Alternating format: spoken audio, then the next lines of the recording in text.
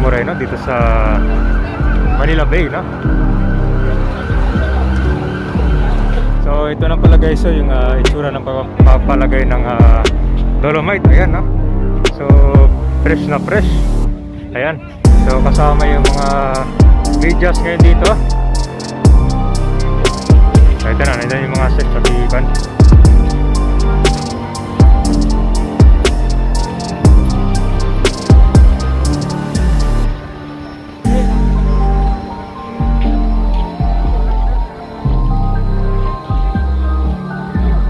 Kabayan, tinan mo yung tubig dito. Dito si area naman malambot.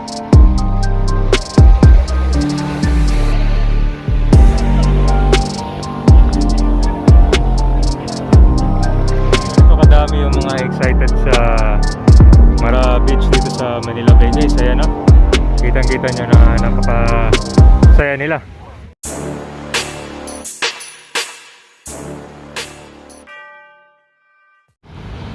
Ayan guys, magandang araw.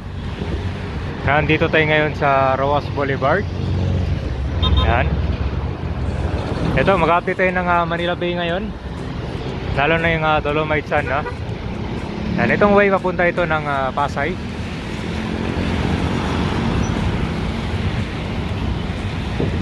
So ito guys, medyo tirikling araw sa harap natin, no?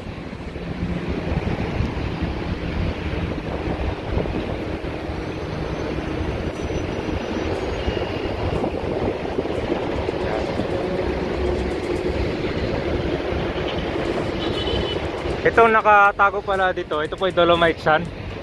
Yan, no? Pag natapos yung sa kabila, pupunta natin doon. Nagdi-distribute sila ng mga buwangin ngayon. Yan. Ganda, so yung mga nakasubaybay sa atin itong pag-update ng Dolomite, no? Di ba? Kasama tayo dito sa opening na yan, no? Kita nyo kung gaano kadami yung mga tao na excited para makaranas itong Dolomite Sand dito sa Manila Bay. Yan. Maintain naman nila yung kalinisan kasi tingnan nyo yung dulo doon, di ba? Wala masyadong mga na-wash in ng mga basura.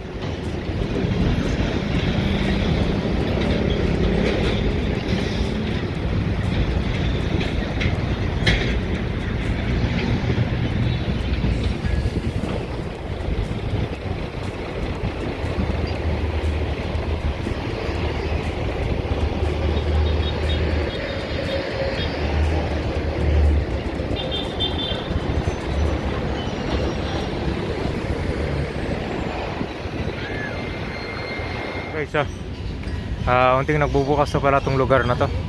Ito, meron din silang bicycle rack dyan, ha? And dati sarado.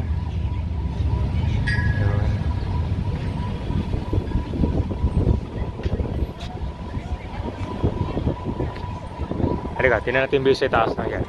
Hindi na mayroon pag umakyat dito. Dati napakahirap, di ba? Ang taas kasi nito. Malaking tulong itong stairs. Ayan, di ba? Sir. Ayan, sir. Sir. Ayan na.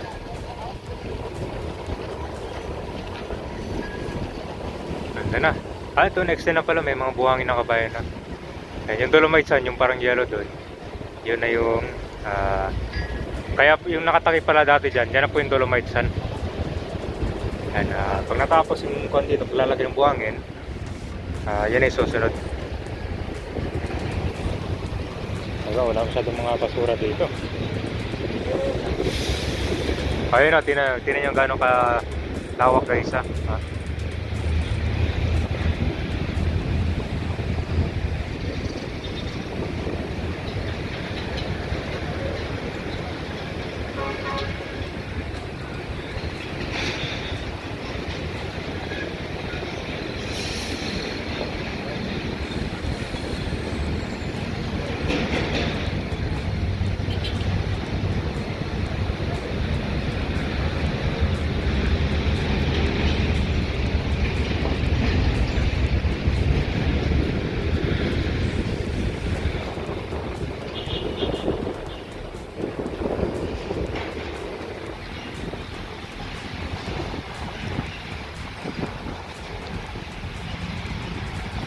So ito guys, nandito tayo ngayon sa phase 2 ng Dolomite Sun.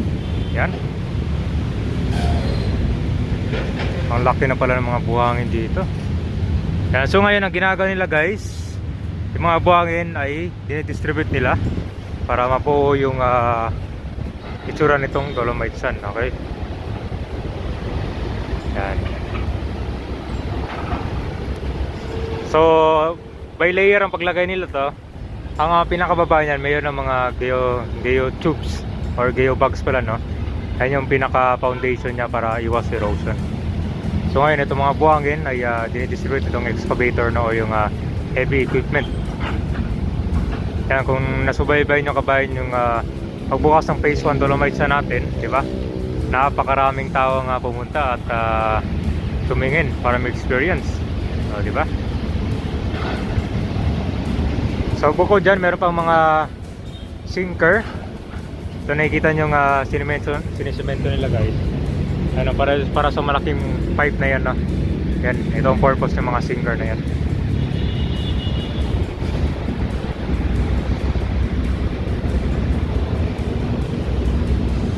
So ayun, halos tuloy-tuloy na.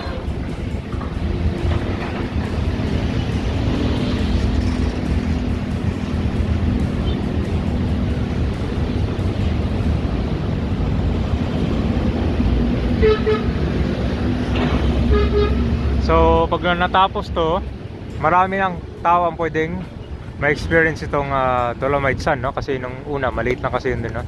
Ngayon ito mahaba na to. Ewan pa natin kung hanggang saan yung haba nitong Dolomite Sun project, no?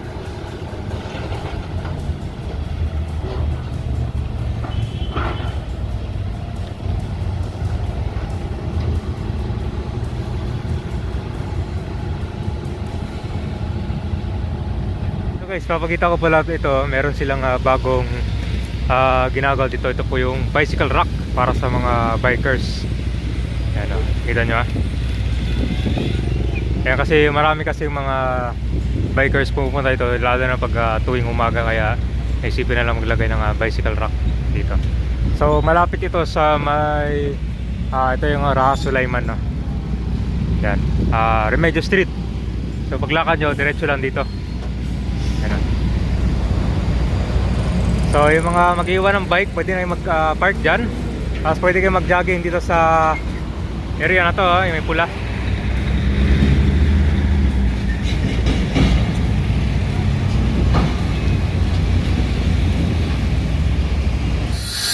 Ito yun, may inayos na sila dito sa daan ng kabayan, na.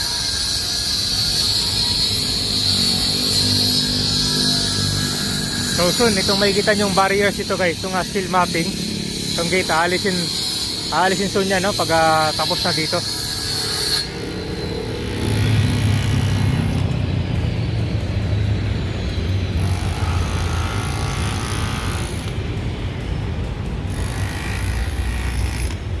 So ito guys, ito yung drainage.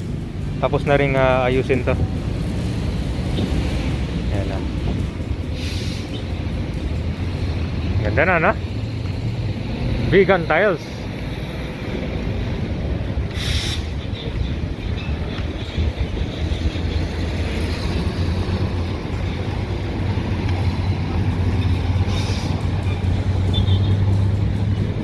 Guys, ito yung malapit sa yacht club. Ayan na. May kikita nyo na tapos ng paglagay ng vegan tiles nila. Ang ganda na tignan. So ngayon ito ay sirado pa tong lugar, no? Ito pala yung mga stairs. Meron na silang handrails. Ayan, ganda. Ayan. So ito naman yung mga buhangin nila. Ito lang, nasa harap natin yung init dito sa gilid. Ganda na. Malaking tulong itong mga stairs. Kasi ang taas kasi nito, lalo na sa mga PWD tsaka mga bata na aakyat. Ayan. Naka-ready na yung mga bangka dito sa gilid.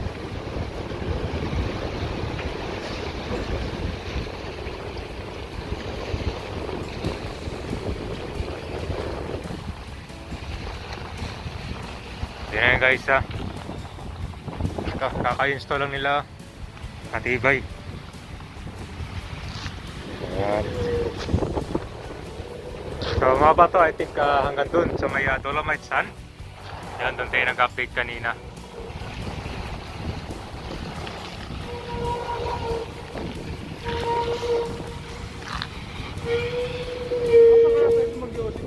So ito guys, papakita ko lang itong solar powered sewage treatment plant. Ayan. So kung naalala nyo kabayan yung mga subaybay sa video natin, ito yung unang part ng rehabilitation ng Manila Bay. Okay? So itong sewage treatment plant, ito yung tumutulong sa paglinis ng mga tubig na madumi na galing sa mga iba't ibang estero at mga establishment. Yan.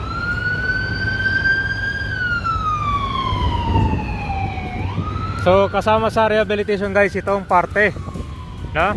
Ito naman yung Manila Yacht Club. Yan. So ito yung unang nilinis sa Manila Bay, no? Yan. So pansin nyo itong Manila Yacht Club dito ay malinis siya, no? Yan, no? Dati kasi yung mga basura natatambak pa minsan dito sa private area na to.